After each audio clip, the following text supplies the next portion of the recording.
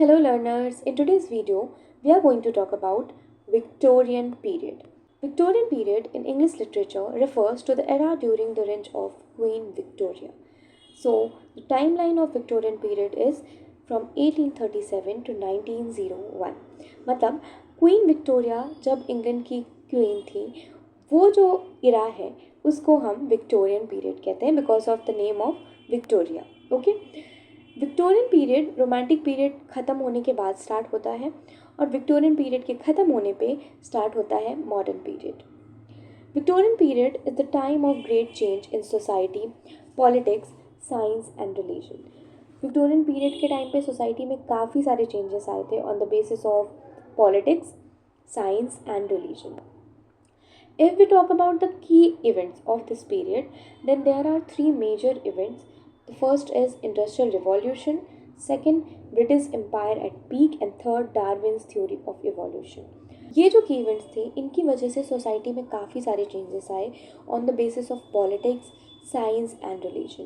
Because industrial revolution ने factories को काफ़ी बढ़ावा दिया, काफ़ी फैक्ट्रीज़ जो हैं वो बढ़ी, काफ़ी फैक्ट्रीज़ जो हैं बिकॉज इंडस्ट्रियल रिवॉल्यूशन की वजह से काफ़ी सारी फैक्ट्रीज इस्टेब्लिश हुई, अर्बनाइजेशन काफ़ी तेज़ी से बढ़ा और जो वर्किंग क्लास थी उनकी कंडीशन बहुत ख़राब हो गई.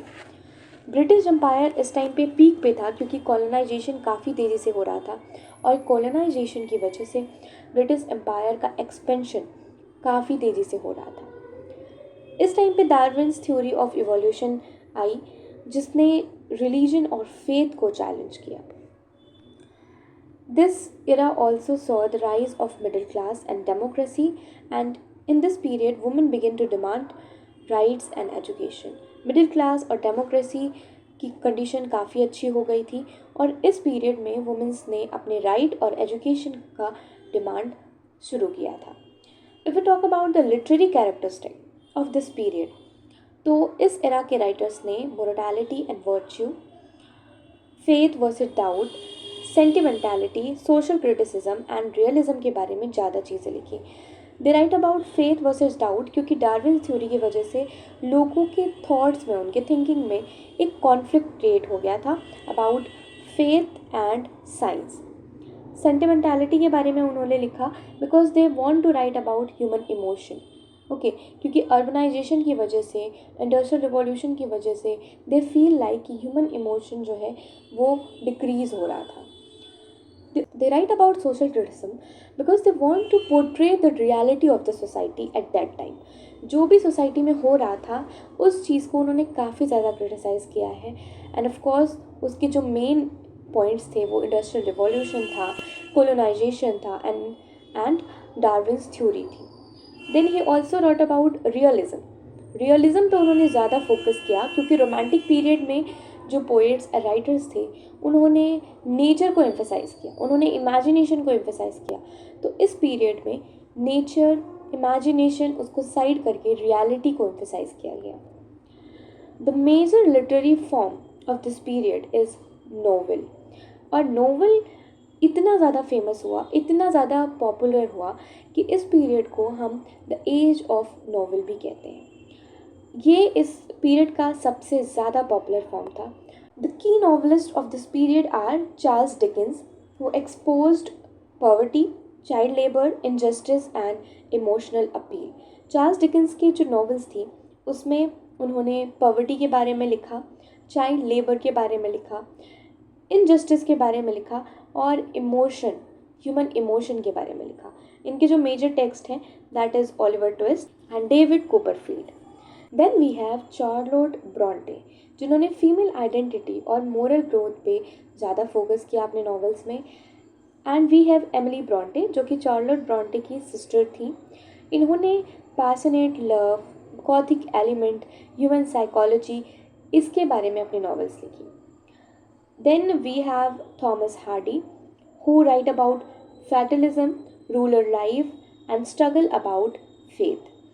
जॉर्ज एलियट जिन्होंने intellectual depth, realistic portrayal of society के बारे में काफ़ी चीज़ें लिखी. The poetry of this era is more introspective and sometime मेलनकली और फिलोसफिकल. इंट्रोस्पेक्टिव इसलिए क्योंकि इस टाइम के जो राइटर्स थे वो चाहते थे कि ह्यूमन अपने आप को एग्जामिन करे, अपने बारे में सोचे और खुद को समझे और जाने। And they also right about मेलनकली, क्योंकि सोसाइटी में जो चेंजेस हो रहे थे, जो प्रॉब्लम्स थी, उसको लेके they are feeling very sad. And of course they write about philosophical poetry also. इस टाइम के जो मेजर पोइट्स थे that are Alfred Lord Tennyson, जो कि पोइटिक वॉइस बोले गए हैं इस एज के, क्योंकि उन्होंने काफ़ी सारे पोइट्रीज लिखी हैं जिसके जो उस टाइम के, उस एरा के सोसाइटी को काफ़ी अच्छे से डिफाइन करती है। इनकी पोइट्रीज सॉरो, ड्यूटी और डाउट को रिफ्लेक्ट करती हैं। Then we have Robert Browning, who is known for his dramatic monologue, and of course इनकी जो पोइट्री थी वो साइकोलॉजिकल डेप्थ के बारे में होती है। Matthew Arnold, who talk about the loss of faith and a spiritual crisis because of Darwin's theory of evolution, क्योंकि उसकी वजह से लोगों में एक कॉन्फ्लिक्ट क्रिएट हो गया था फेथ और साइंस को लेके, एंड मैथ्यू आर्नल्ड ने उसको अपने राइटिंग का सेंटर बनाया और उन्होंने लॉस ऑफ फेथ और स्पिरिचुअल क्राइसिस के बारे में काफ़ी चीज़ें लिखी। So this is all about Victorian period. If you have any doubt, any query about Victorian period or any other topic, you can comment below, and I have shared the link of my Telegram channel in the description. You can follow me there, and have a nice day.